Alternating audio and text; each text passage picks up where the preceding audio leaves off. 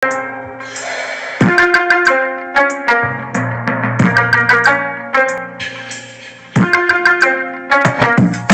Kingpin Hustlers is the website. You want t-shirts and hoodies? I thought you might. You get them all, I have it all here. I got all kind of colors to match your gear. Kingpin, about to get that bread. Get rich or die trying, like 50 said. The money bag make it look real fly. Get it at the website, we on Shopify. We even got a game, a hustler's dream. When you go around the board, you collect your cream. This cash money got me stunting like baby. You can play against your boys or against your lady. Hip Hop Hustlers is the name of the novel. Street Kingpins a thug life, hip hop Bible. Street Kingpins is here and we ain't leaving. No need to waste your time even competing. StreetKingpinHustlers.com.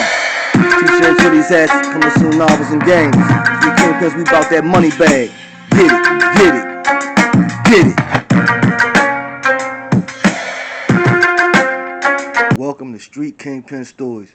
This show is about Freddie Myers, also known as New York Freddie. Freddie set his sights on getting rich in the streets.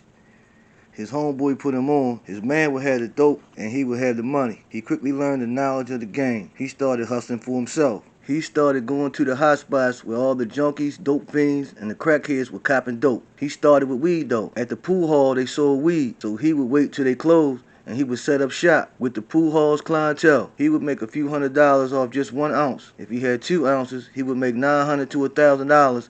So eventually, he started selling by the pound. He also robbed jewelry stores, smash and grab in broad daylight, and get away. He knew the subway system well, so he would easily escape the 12. He'd get on the train laughing at them. He'd be already on the other side. He did this over 100 times. Never got caught. So at 15 years old, he would sell tens of thousands worth of jewelry to all the big time hustlers and pimps. At 17 years old, in the summer of 1964, New York Freddie got bagged for 3 years for a robbery his friends did. The story hit the papers. He did his bid at Nap Correctional Facilities. While incarcerated, he joined the 5% Nation of Islam. The founder, Clarence 13X, later became an important part of Malcolm X's security force. When New York Freddie was released, he was 21 years old. Freddie learned everything he could from a hustler he knew.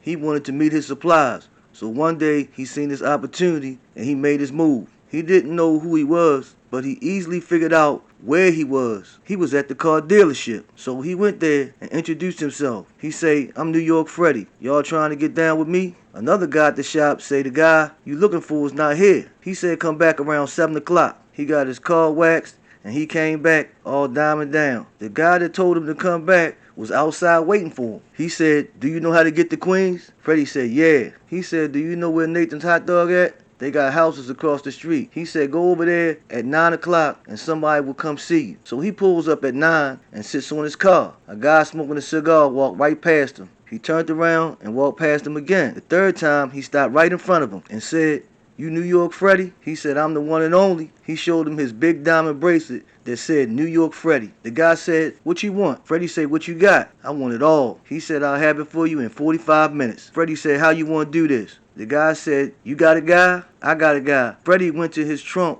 with 2 identical red hats. He gave him one. "My guy will have one. You give your guy the other, and they will make the exchange." Freddie sent his guy 25 minutes later. His guy came back with a bag and it had 6 keys in it, and it was off to the races from there. Freddie got his childhood friend Mousy, and they hustled on the block every day. Freddie put together a crew to build his organization. They were called the Good and Plenty Crew. To be a lieutenant, you had to be smart, have trust, and above all, not use the drug. You can't get high on your own supply. You already. Freddie ran his organization like a Fortune 500 company. It was a chain of command. Everyone was responsible for their own actions. His crew would make $1 million for every 10 bricks. They had nice things, went nice places, and had plenty of girls. They did things on a broad scale, but they did it in a quieter way. The Good and Plenty Crew had Mercedes, mink coats, house, swimming pool, but they didn't get as much notoriety as some people. They wasn't high profile. You know, like Nicky Barnes, Frank Lucas,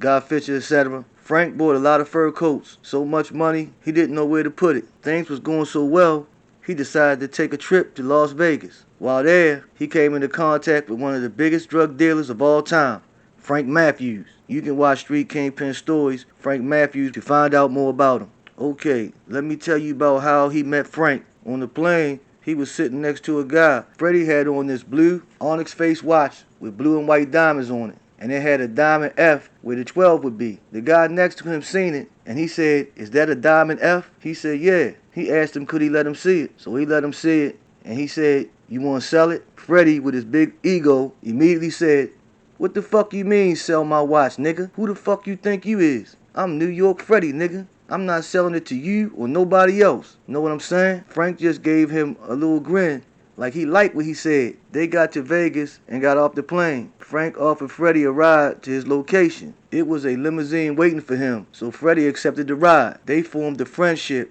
that would last until 1972. Frank admired the way Freddie dressed. He would go with him to buy tailored suits. Spending $30,000 a day was not out of the ordinary. Frank's apartment wasn't ready. He asked Freddie to hang with him. Frank had the Sammy Davis Jr. private suite and the Frank Sinatra private suite. Later, Frank took him to the Ponderosa. Freddie saw a room full of women bucket naked, bagging up dope. Frank said, "This is the second shift." Freddie asked him, "How long they been here?" Frank said, "A week." Freddie said, "How much dope you bagging up?" Frank said, 86 keys. Freddie said, "I ain't never seen 86 keys of dope." Frank said, "Yeah, 86 keys, motherfucker." Freddie says, "And you bagging it up? You ain't selling nobody nothing?" Frank said, "Nah, motherfucker. I ain't selling nobody nothing. I'm bagging it up." Freddie said, "You a bad motherfucker, man. That's a lot of work." They laughed, and their friendship just grew. Freddie had top quality, uncut, pure Southeast Asian heroin. One of the good and plenty rules was never leave the drugs and money in the same place at the same time. Now, with 200 people working for him, $9 million a week in drugs,